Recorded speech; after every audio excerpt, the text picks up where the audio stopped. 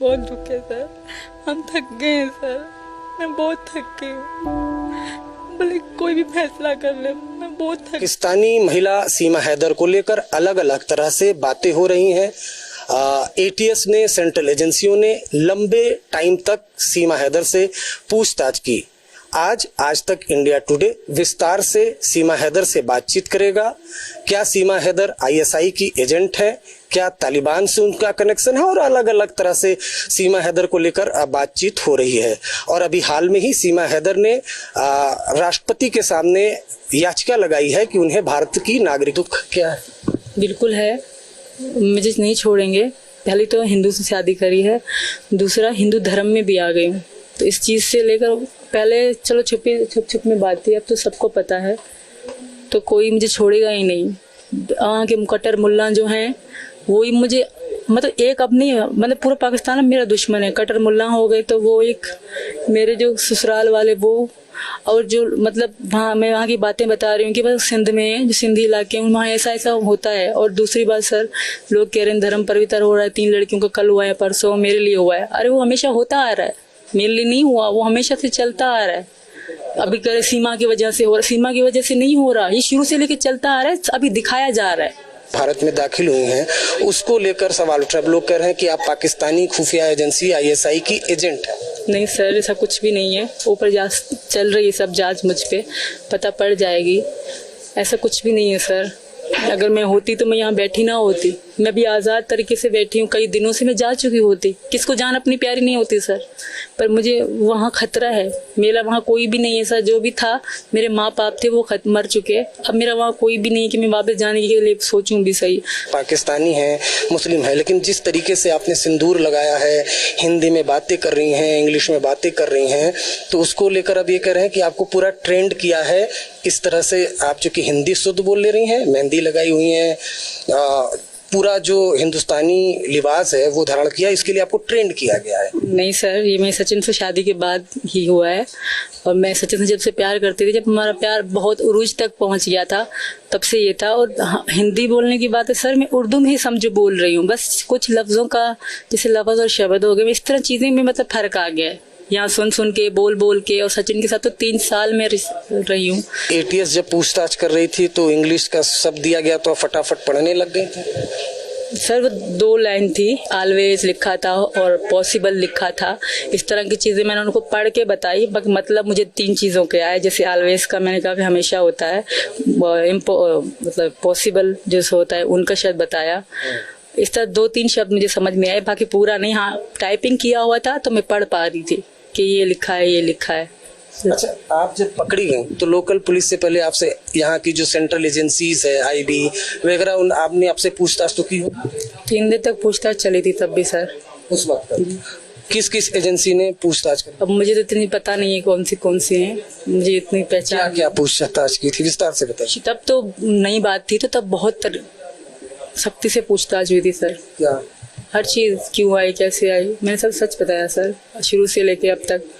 और आज मेरे पति की तबीयत सही नहीं है तो मुझे कुछ अच्छा नहीं लग रहा सर। सुबह से मैंने उनको देखा नहीं है तो दिल फट रहा है, तो मैं बात ज़्यादा नहीं कर पाऊंगी। क्या सचिन की तबीयत खराब है? आपको दुख है? बहुत दुख है सर, हम थक गए हैं सर, मैं बहुत थक गई हूँ। भले कोई भी फैसला कर ले, मैं बहुत थक गई हूँ सर। एक साथ मेरे साथ जब सचिन यहाँ बैठे होते हैं तो मैं बहुत खुद को बहुत ताकतवर समझती हूँ। आज वो मेरे साथ नहीं है। आपको इस बात का दुख है कि आपकी वजह से सचिन और उसका परिवार मुश्किल का सामना करना पड़ा, इस वजह ये दुख है?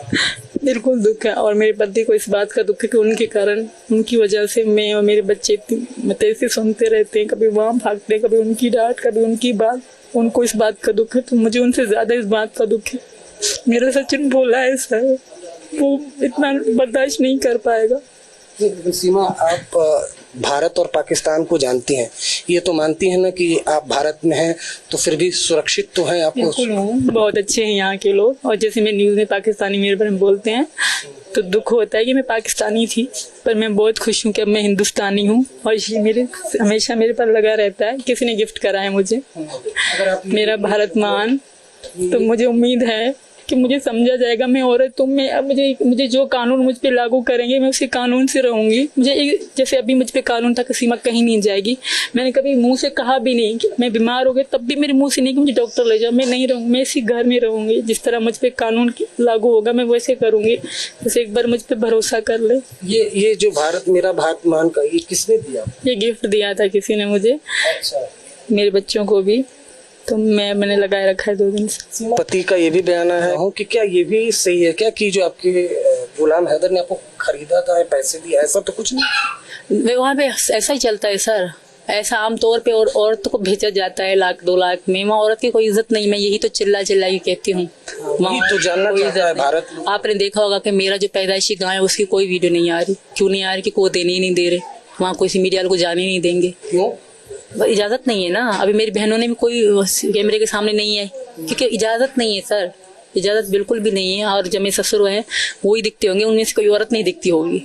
इजाजत अभी जब मैं वीडियो में आ रही हूँ ना, वो उनके लिए एक बहुत बड़ी चीज है। अच्छा, तो आपको क्या, आपको भी पैसे दिए थे? 30 खरीद आपको भी खरीदा था? वो पापा से हुई होगी, मुझे नहीं पता सर, पापा ने लिए होंगे क्योंकि यहाँ चलता है। बेटी मतलब आमतौर रिश्तेदारी में करो तो नहीं, अगर गैरों में करो तो पैसे लेते हैं। घरों में तो करो तो पैसे। हाँ बिल्कुल। बेटी, लेकिन जब मेरे पति की पहली बेटी थी वो 2.5 साल की थी, तभी मेरे जो ससुर हैं उन्होंने 2.5 लाख में दे दी थी किसी आदमी को, बड़ा लड़का था, उसको बेच दी थी। नहीं, क्या आपने बताया? आपकी जो मेरे पति की पहली वाइफ पत्नी थी उसकी 2 बच्चे थे, एक बेटी साजना, एक बेटा दिलशाद। तो जब साजना 2.5 साल की थी जब हमारी शादी हुई थी, तब उसने 2.5 लाख में बेच दी थी।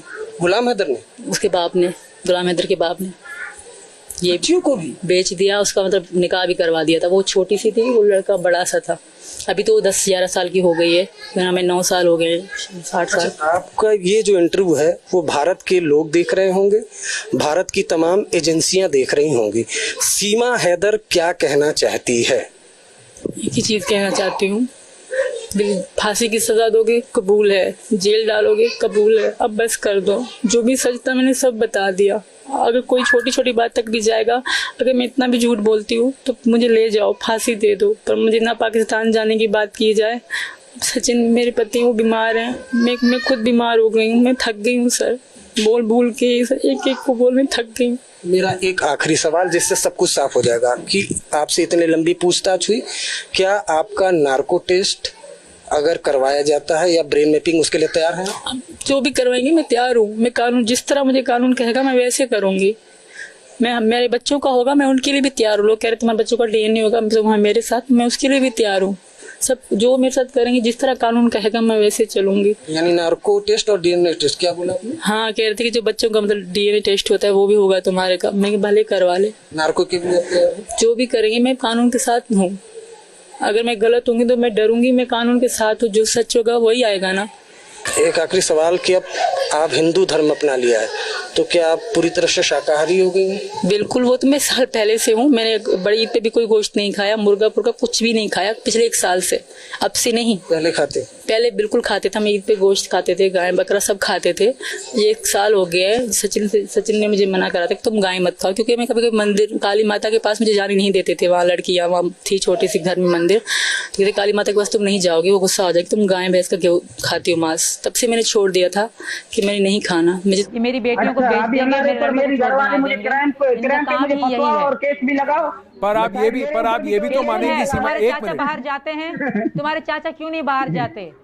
इसीलिए ना क्योंकि उन्होंने कई लड़कियों को मार रखा है। तुम्हारी कहने पे मुख्यमंत्री बन जाओ, हिंदुस्तान का सरकार संभालो। आप तो एक अहम सवाल है, आप हिंदुस्तान का मुख्यमंत्री बनना चाहिए आपको, यकीन करो। नहीं क्या देखिए गुलाम, बात आप बहुत सारे ताने कस रहे हैं, बहुत सारी बातें कह रहे हैं और मैं चुपचाप सुन रहा हूँ, लेकिन एक हद में रहिए आप। नहीं गुलाम, आप